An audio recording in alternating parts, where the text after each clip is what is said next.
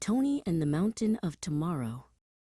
The sun poked its golden fingers through the window, tickling Tony's nose. He opened one eye and then the other.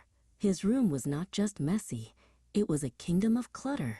Toy cars lived in his slippers, and his pajama pants were hanging off the lampshade like a flag. Oh dear, Tony yawned, looking at his buzzing alarm clock. I should really clean this up. He stretched his arms wide and whispered, but I think I'll do it tomorrow.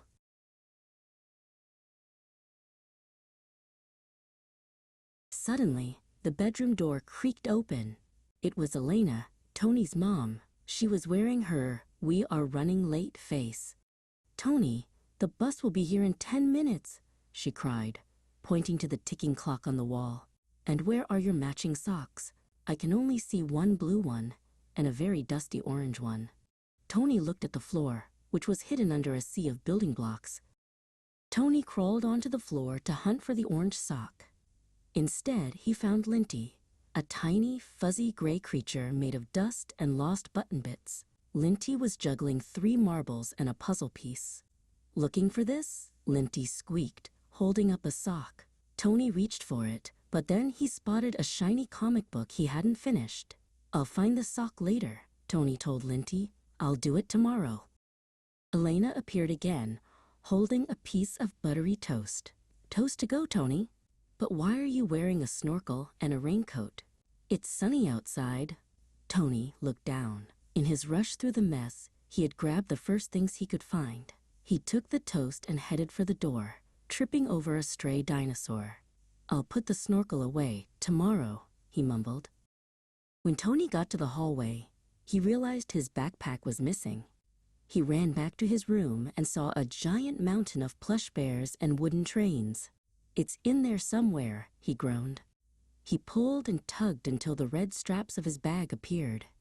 The mountain wobbled and swayed, looking like it might swallow him whole. You should stack those bears properly, Linty suggested, poking his head out from a pile of sweaters. Tony was already halfway out the door, his backpack bouncing on his shoulders. He didn't have time for stacking or sorting or tidying.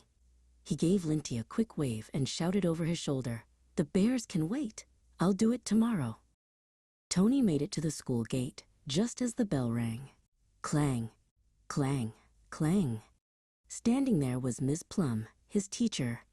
She was wearing a hat that looked like a giant purple flower.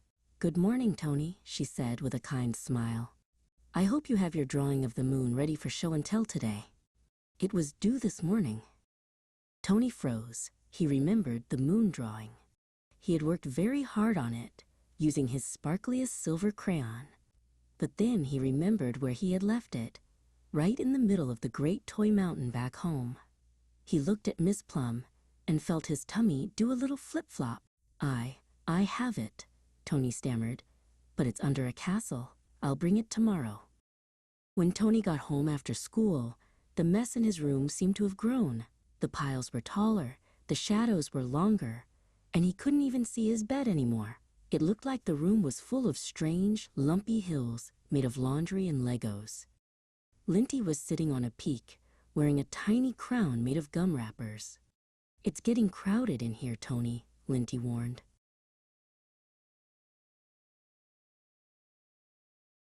Tony climbed into a small gap in the blankets to go to sleep.